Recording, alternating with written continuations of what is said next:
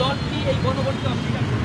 পৃথিবীর ইতিহাসে গণভোটের রায় দেওয়ার পরে জনগণের এই রায়কে না মেনে এরপরে শাসন কার্য পরিচালনা করার দ্বিতীয় কোনো নজির আর খুঁজে পাওয়া যায় না বাংলাদেশেই সম্ভবত। এমনই একটা কপাল খারাপই বাংলাদেশের জনগণের, যারাই ক্ষমতায় আসে তারাই হচ্ছে ক্ষমতার মোহে মসনদে বসে মনে করে এই ক্ষমতা তাদেরকে কুক্ষিগত করে রাখতে পারবে, চিরস্থায়ী তারা থাকতে পারবে। মোল্লা নদীরায় চিনি খাইল, কিন্তু মোল্লা এখনো পর্যন্ত ফিরতে পারলো না।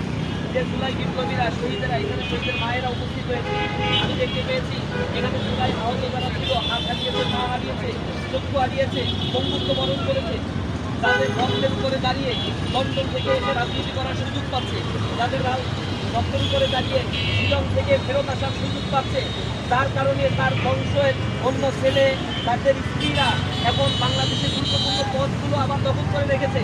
তাদের মনে রাখা উচিত ছিল এই জুলাই বিপ্লবটা সংগঠিত হয়েছিল বৈষম্য বিরোধী আন্দোলনের একটা প্ল্যাটফর্মের উপরে দাঁড়িয়ে। যাদের কথা ছিল এই সমাজে আর কোনো বৈষম্য থাকবে না, চাকরি কোটার ভিতরে কোটা কোথা থাকবে না, চাকরির ক্ষেত্রে সকলের সমান অধিকার থাকবে, কোনো মামা কানুন করে আর কোনো চাকরি হবে না। কিন্তু সেই আন্দোলন যখন সরকার পতনের রূপ নিয়ে ছিল এবং তার বেনিফিশিয়ারি হয়ে বর্তমান সরকার ইলেকশন ইঞ্জিনিয়ারিং করে ক্ষমতায় আসলো, আসার পরে আমরা ভেবেছিলাম সংসদে ঢুকে তারা তাদের কার্যক্রমগুলো সুষ্ঠুভাবে পরিচালনা করবে। দীর্ঘদিন ধরে জুলুম নির্যাতনের শিকার তাদের লোকজন ঘুমে হয়েছে, এখন পর্যন্ত ইতিহাস আলীর কোনো সন্ধান নাই। অসংখ্য মানুষ ঘুমের শিকার হয়ে আর তারা বাড়িতে ফেরে নাই, কিন্তু সেই ঘুম অধ্যাদেশ তারা বাতিল করেছে। ঘুম প্রতিরোধ ও প্রতিকার অধ্যাদেশ যেটা, সেই অধ্যাদেশ তারা সংসদে উৎপাদন করে নাই, সেই অধ্যাদেশ নিয়ে তারা কোনো কথা বলে না।